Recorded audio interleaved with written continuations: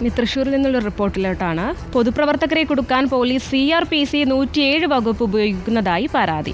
സർക്കാരിന്റെയോ പോലീസിന്റെയോ തെറ്റായ നയങ്ങളെ എതിർക്കുന്നവർക്കെതിരെയാണ് പ്രധാനമായും കേസെടുക്കുന്നതെന്നാണ് ആരോപണം. കാപ്പ ചുമത്തുന്നതിന് മുന്നോടിയായാണ് CRPC 107 സാധാരണയായി ചുമത്തുന്നത്.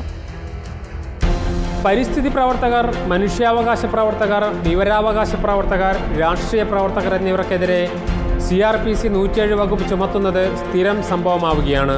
തൃശ്ശൂരിൽ അടുത്തിടെ BJP ജില്ലാ പ്രസിഡന്റ് KK അനീഷ് കുമാറിനെതിരെ CRPC 107 ചുമത്തിയിരുന്നു.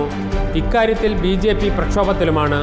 വിവരാവകാശ പ്രവർത്തകനായ സതീഷ് നേർക്കാഴ്ചയ്ക്കെതിരെയും വകുപ്പ് ചുമത്തിയിരുന്നു. പിന്നീട് ഹൈക്കോടതിയെ സമീപിച്ചു. ഈ 107 വകുപ്പ് എന്ന് പറഞ്ഞു കഴിഞ്ഞാൽ നല്ല നടപ്പിന് ജാമ്യമാണ് ഇതിൽ വ്യവസ്ഥിക്കുന്നത്. പക്ഷേ ഈ ജാമ്യം എടുക്കുന്നതിന് മുന്നേ ഇത് റൗഡി ലിസ്റ്റിൽ ഉൾപ്പെടുത്തുകയും ചെയ്യും. ഈ കാരണത്താൽ തന്നെ പൊതുപ്രവർത്തകർക്ക് പൊതുകാര്യത്തിൽ ഇടപെടാൻ ഭയാനകമാണ്. കാരണം പിന്നീട് കാപ്പയാണ് ചുമത്തുക. ഇത്തരത്തിൽ ഒരുപാട് കാര്യങ്ങളാണ് ഇപ്പോൾ നമ്മുടെ ജില്ലയിലും സംസ്ഥാനത്തും നടന്നു വരുന്നത്. ഇപ്പോൾ എൻ്റെ കേസിൽ തന്നെ ഈ വിഷയം ബന്ധപ്പെട്ട ഹൈക്കോടതിയിൽ ഞാൻ ഹർജി കൊടുക്കുകയും അത് സ്റ്റേ അനുവദിക്കുകയും പോലീസിനോട് വിശദീകരണം ചോദിച്ചു ഇരിക്കുകയാണ്.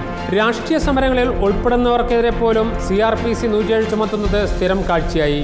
ഒരു വ്യക്തി ഭാവിയിൽ കുറ്റകൃത്യങ്ങൾ നടത്താനുള്ള സാധ്യത തടയുക എന്ന ലക്ഷ്യം വെച്ചാണ് CRPC 107 വകുപ്പ് ചുമത്തുന്നത്. റിപ്പോർട്ടർ, തൃശ്ശൂർ.